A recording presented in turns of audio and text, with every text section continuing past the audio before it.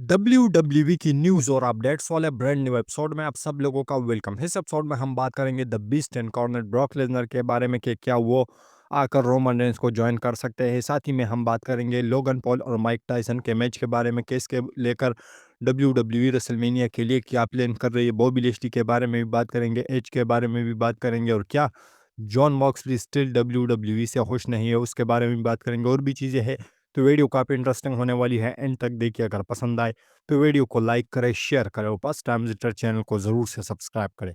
तो इंट्रो के बाद विदाउट वेस्टिंग ज़्यादा time, let's begin this video.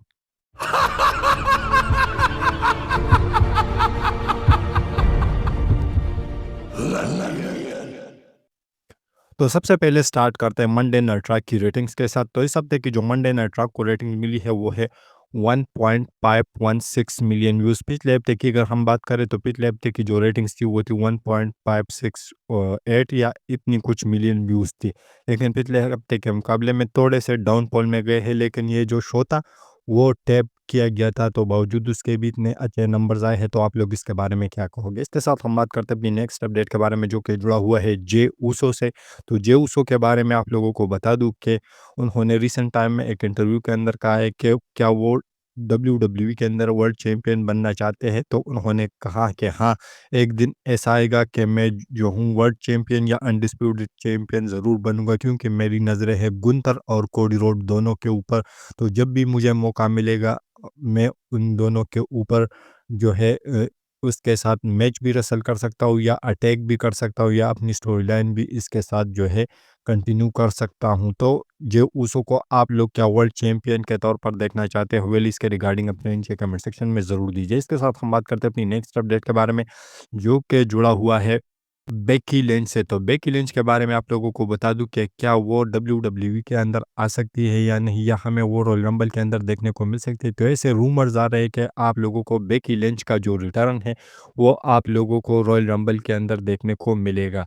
तो रूमर्स के अगर हम माने तो Becky Lynch women's Royal Rumble match के अंदर आ सकती है साल 2025 में, क्योंकि जो बेकी लिंच है उसका स्टिल WWE के साथ कोई कॉन्ट्रैक्ट नहीं है, वो एक फ्री एजेंट है। तो ऐसे में वो जिस टाइम भी आएगी तो WWE उसको कॉन्ट्रैक्ट देगी, क्योंकि अब वो लेजेंड की लिस्ट में आती है। तो आप लोग इसके बारे में क्या कहोगे? इसके साथ हम बात करते हैं अपनी नेक्स्ट अपडेट के बारे में, जो कि जुड़ा हुआ है जैक पॉल और माइक टायसन से। तो जैक पॉल और माइक टायसन की एक दो दिन पहले फाइट हुई, बॉक्सिंग फाइट, जिसके अंदर जो जैक पॉल है वो जीत गया। और इस ये जो मैच था ये काफ़ी ज़्यादा कमाल का मैच था, और इसको काफ़ी ज़्यादा लोगों ने नेटफ्लिक्स के ऊपर देखा भी। और साथ ही में जो लोगन पॉल थे वो भी इस इवेंट पर थे, साथ ही में डोनाल्ड ट्रंप भी आए थे। तो ऐसे में जो लोगन पॉल है वो मैच के बाद माइक टायसन से कहते हैं कि मेरे से बच के रहना, मैं तुझे मार दूंगा जान से ही। तो ऐसे में जो है अब बात करते हैं लोगन पॉल और माइक टायसन की। तो क्या इन दोनों का मैच हमें रेसलमेनिया 41 के अंदर देखने को मिल सकता है?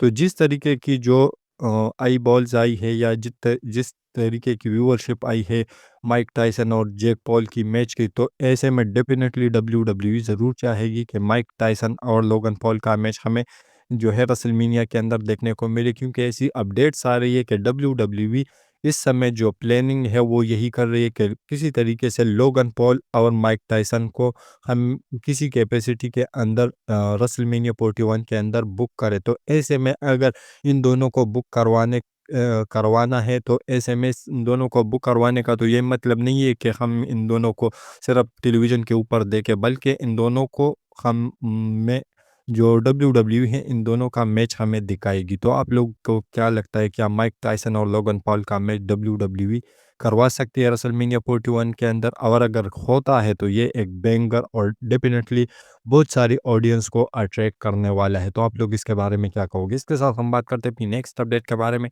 जो कि जुड़ा हुआ है बॉबी लेस्ली से। तो बॉबी लेस्ली के बारे में आप लोगों को बता दूं कि रिसेंट टाइम में वो एक इंटरव्यू के अंदर आए थे, जहां पर उन्होंने बातें की है कि मैं जो हूँ जो स्ट्रीट प्रॉपर्टी थी उसके साथ रहना चाहता था 2-3 साल तक, और मैं चाहता था कि 2-3 साल बाद ये मेरे ऊपर टर्न करे और मेरी जो स्टोरी लाइन है वो one of the best story line हो।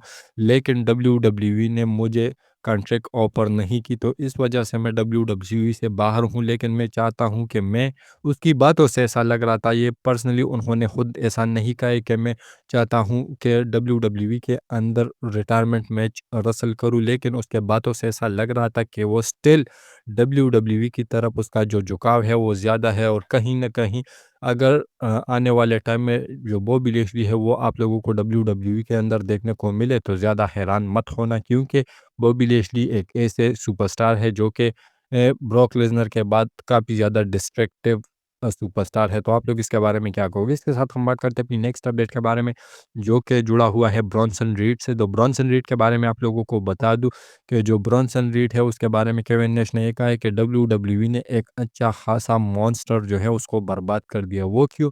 क्योंकि जो डब्ल्यूडब्ल्यूई है वो उसको ऐसा दिखाना चाहिए कि वो ब्रॉनसन रीड को कि वो आए तोड़े-फोड़े सुपरस्टार्स को और वापस चले जाए। वो मतलब कहने का उसका यही था कि उन्होंने जो रिसेंट टाइम में वो प्रोमो कट किया, तो उन्होंने यही कहा कि इसी प्रोमो की वजह से एक जीता जागता जो मॉन्स्टर था उसको बर्बाद कर दिया डब्ल्यूडब्ल्यूई ने। तो आप लोग केविन नेश के इन बातों से एग्री करते हो या नहीं? वेल इसके रिगार्डिंग अपने नीचे कमेंट सेक्शन में ज़रूर दीजिए। इसके साथ हम बात करते हैं अपनी नेक्स्ट अपडेट के बारे में, जो कि जुड़ा हुआ है जॉन मॉक्सली से। तो जॉन मॉक्सली रिसेंट टाइम में एक इंटरव्यू के अंदर आए थे, वो डब्ल्यूडब्ल्यूई के अगेंस्ट में काफ़ी ज़्यादा बातें कहते हैं, लेकिन ये जो बातें थी मैं आप लोगों के सामने रखता हूँ, लेकिन आप लोग इसमें जो हो ये मुझे ज़रूर बताओ कमेंट सेक्शन में कि क्या जो जॉन मॉक्सली है वो डब्ल्यूडब्ल्यूई के अगेंस्ट में बोल रहे थे या वैसे ही उन्होंने अपनी मन की जो ख्वाहिश है वो ज़ाहिर की। तो रिसेंट टाइम में उन्होंने ये बातें की है कि जो नया जनरेशन है, ये जो नए जितने भी टैलेंट्स है उसको चाहिए कि वो एक नई रेसलिंग प्रमोशन को कड़ी करे, एईडब्ल्यू को काफ़ी तगड़ी बनाए, क्योंकि अगर ऐसा नहीं हुआ, एईडब्ल्यू फेल हो गई, तो फिर से हमें वो 20 साल वाली पुरानी रेसलिंग देखने को मिलेगी। वो पुरानी चीज़ें हमें देखने को मिलेंगी, वो पुरानी चीज़ों के साथ हम चले जाएँगे, वो पुराने वक़्त में चले जाएँगे। तो इससे उसका इनडायरेक्टली यही मतलब था कि अगर एईडब्ल्यू ख़त्म हुई, इसको हमने एक कॉम्पिटिटर के तौर पर डब्ल्यूडब्ल्यूई के अगेंस्ट में नहीं उतारा या उसको हमने नहीं खड़ा किया डब्ल्यूडब्ल्यूई के अगेंस्ट में, तो ऐसे में जो डब्ल्यूडब्ल्यूई फैंस है या एडब्ल्यू फैंस है वो फिर नाखुश होंगे, क्योंकि फिर ये जो सुपरस्टार है वो एक बेस्ट रेसलिंग कंपनी में जाएंगे, तो बेस्ट रेसलिंग कंपनी उसके अकॉर्डिंग डब्ल्यूडब्ल्यूई है, तो ऐसे में एडब्ल्यू को भी बेस्ट करना चाहिए। तो नए जनरेशन के ऊपर उन्होंने सारा टिकरा फोड़ा है कि उसको कुछ अच्छा करना चाहिए जिसकी वजह से ईडब्ल्यू तगड़ी बने। तो आप लोग इसके बारे में क्या कहोगे? इसके साथ हम बात करते हैं अपनी नेक्स्ट और फाइनल अपडेट के बारे में, जो कि जुड़ा हुआ है the beast and corner Brock Lesnar से। तो क्या ब्रॉक लेसनर रोमन रेंस के ज्वाइन कर सकते हैं या रोमन रेंस के ओजी ब्लड लाइन के लिए आ सकते हैं हेल्प के लिए वार गेम्स मैच के अंदर? तो रिसेंट टाइम में जो एडम पेयर्स है उन्होंने ट्विटर अकाउंट के ऊपर सबसे पहले सेथ रॉलिन्स का जो फोटो है वो डाल दिया। तो इससे फैंस जैसी सोच रहे थे कि भाई ये सेथ रॉलिन्स जो है वो पेप मेंबर होने वाले हैं रोमन रेंस के ब्लड लाइन का। उसके बाद दूसरा जो फोटो है उन्होंने ये डाला कि जो ब्रॉक लेसनर है वो भी थे, पॉल हेमन भी थे और एडम पेयर्स खुद भी थे। तो इससे जो फैंस है वो काफ़ी ज़्यादा शॉक हुए और उन्होंने एक कुल्लम कुल्ला चीज़ मान लिया इसको कि क्या पॉल हेमन ब्रॉक लेसनर को लेके आएंगे रोमन रेंस की साइड पर। तो ये चीज़ें हुई, उसके बाद बिग ई की फ़ोटो डाली, उसके बाद 2-3 और फ़ोटोज़ भी डाली। तो बहुत सारे फैंस ने क्रिटिसाइज़ भी किया कि जब ब्रॉक लेसनर का फ़ोटो डाला, पॉल हेमन का और अपना, तो ये तीनों एक फ़ोटोज़ में थे। तो ऐसे में जो अमेरिकन फैंस हैं उन्होंने काफ़ी ज़्यादा क्रिटिसाइज़ भी किया इस चीज़ को कि ब्रॉक लेसनर के ऊपर एलिगेशन है, तुमने उसका फ़ोटो क्यों डाला? उसको क्यों टीज़ कर रहे हो? हमको नहीं चाहिए ब्रॉक लेसनर।